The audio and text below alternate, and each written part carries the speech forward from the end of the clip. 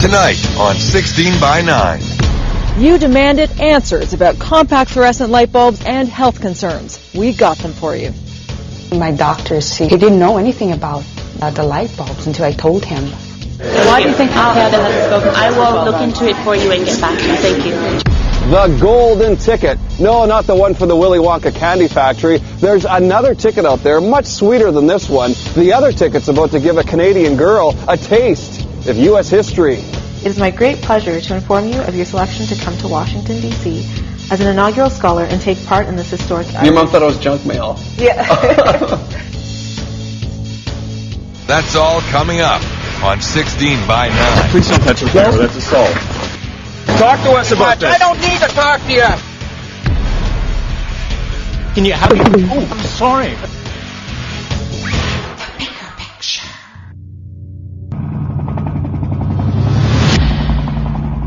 Good evening and welcome to 16 by 9, The Bigger Picture. I'm Mary Garofalo.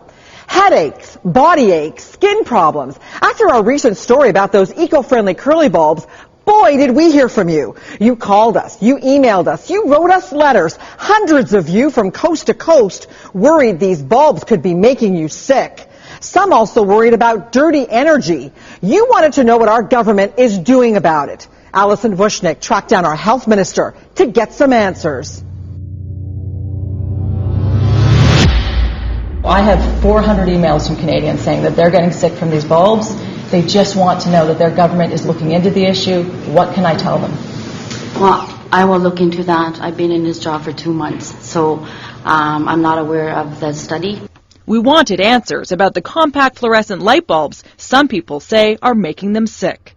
We went straight to the top, to Canada's health minister, Leona Agluka. Why do you think Canada hasn't spoken? I will look into it for you and get back to you. Thank you. Do you think she might be willing to put labels on these? And it was this conversation, after months of requests, that finally led us to some answers to serious questions people have been asking.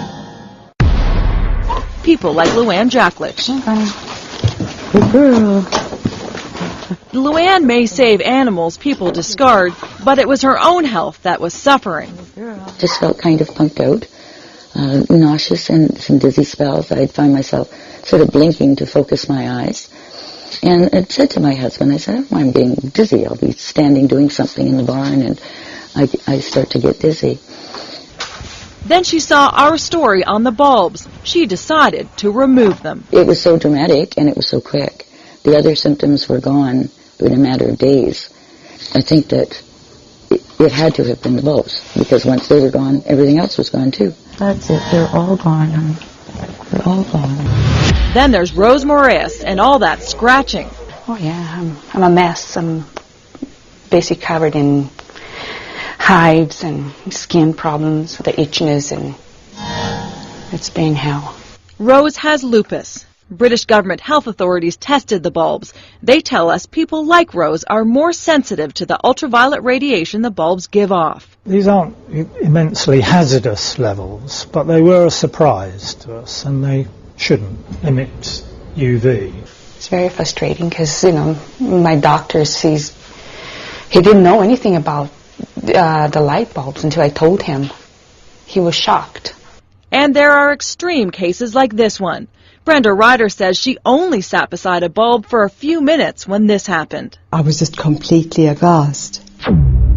So why do the bulbs emit UV? We asked scientist David Sugarman to explain it. It has mercury vapor in it, and it's the mercury vapor that gets excited when an electric current passes through.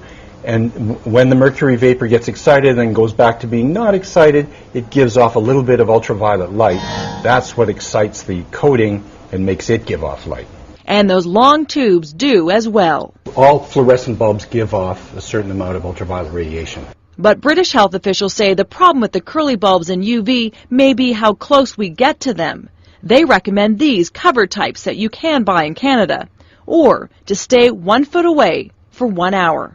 People can actually get quite close to them for hours, and they may not be aware of the UV output, and therefore they might get some skin reddening.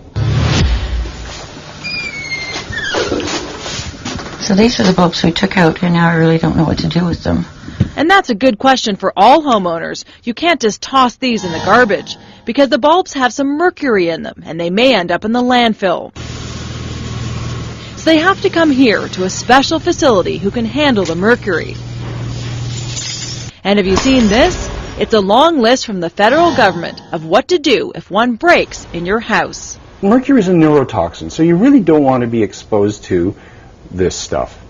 So what's in the bulbs that may make people sick? And were they tested before they entered our homes? For months, we've been trying to get an on-camera interview with Health Canada to answer some of these questions. For this story, they had agreed to go on camera, but then postponed. Then we met the health minister. 24 hours later, we finally got that interview with Health Canada. This is Robert Bradley, Director of Health Canada's Consumer and Clinical Radiation Protection Bureau. Our recommendations will be based on what the results are, and certainly if there is cause for concern, one way or the other, we will certainly act on it.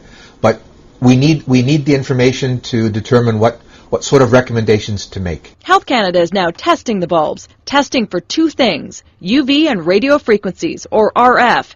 You see on the box it says the bulbs could interfere with radios, televisions, even remote controls. Just watch as this epidemiologist tests the bulbs with a simple radio. And I hate the thought that pretty soon the only bulbs you can get are these, because if the radio can hear it, your body can hear it. It's buzzing your body too. I will look into it for you and get back to you. Thank you. Health Canada will be investigating RF. After meeting the health minister, one day later, she did look into the curly bulbs and told us in a statement, "The health and safety of Canadians is the utmost importance to this government. Health Canada has initiated a study to measure UV emissions and electromagnetic field exposure levels from compact fluorescent lamps. Results are expected by fall of 2009. The companies that make the bulbs say they're safe and meet industry standards.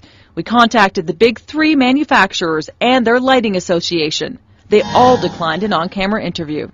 Compact fluorescent light bulbs are becoming more popular because they save energy, and the old inefficient bulbs like incandescents are being banned in Canada in 2012. You're looking at the bulb of the future, LED, light-emitting diodes. No mercury, no health concerns. But for now, hard to find and expensive. I can't prove it was the bulbs, but I believe it was. I believe that it was the effect of them. That's just the beginning. The next part of this story is something you've never heard of, and some people say can cause cancer. Is it in your home? Next on 16 by 9. You've got a reading of over 800, 700 gram Stetzer units. It really should be below 50. If you have a story for 16 by 9, call our tip line